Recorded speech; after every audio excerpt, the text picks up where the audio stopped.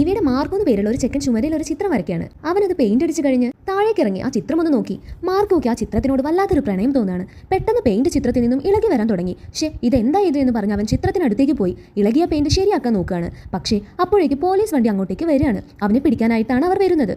അവൻ വേഗം തന്റെ സൈക്കിൾ എടുത്ത് പായാൻ തുടങ്ങി. അവൻ പോയതും പെട്ടെന്ന് ആ ചുമരിലെ ചിത്രത്തിന് ജീവൻ വെക്കുകയാണ്. ഇതെന്താ മാജിക്കോ? ആ ചിത്രം തന്നെ തനിക്ക് ജീവൻ കിട്ടിയതോർത്ത് അത്ഭുതപ്പെടുകയാണ്. മാർക്കോനെ രക്ഷിക്കാൻ അവൾ തീരുമാനിച്ചു. പക്ഷേ പ്രശ്നം എന്താണെന്ന് വെച്ചാൽ ആ ചിത്രത്തിന് ചുമരിലൂടെ മാത്രമേ ജീവിക്കാൻ സാധിക്കുകയുള്ളൂ. അവൾ ചുവരിലൂടെ ഓടാൻ തുടങ്ങി. ആദ്യം അവൾ ഓരോ സാധനങ്ങളായി താഴേക്കിട്ട് പോലീസ് വണ്ടി തടയാൻ ശ്രമിച്ചു.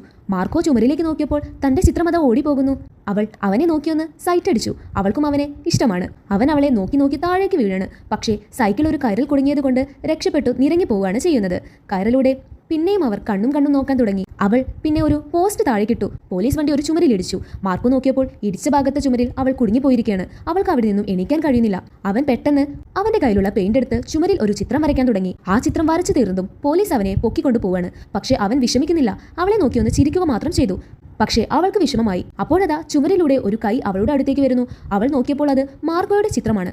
മാർക്കോ ഇപ്രാവശ്യം വരച്ചത് അവനെ തന്നെ ആയിരുന്നു. അങ്ങനെ ചിത്രങ്ങളിലൂടെ അവർ ഒന്നിക്കാണ്. ചുമരുകളിലൂടെ അവർ ഒരുമിച്ച് ജീവിക്കാനും തുടങ്ങി. ഈ കഥ നിങ്ങൾക്ക് ഇഷ്ടപ്പെട്ടുവെങ്കിൽ ലൈക്ക് ചെയ്യാൻ മറക്കല്ലേ.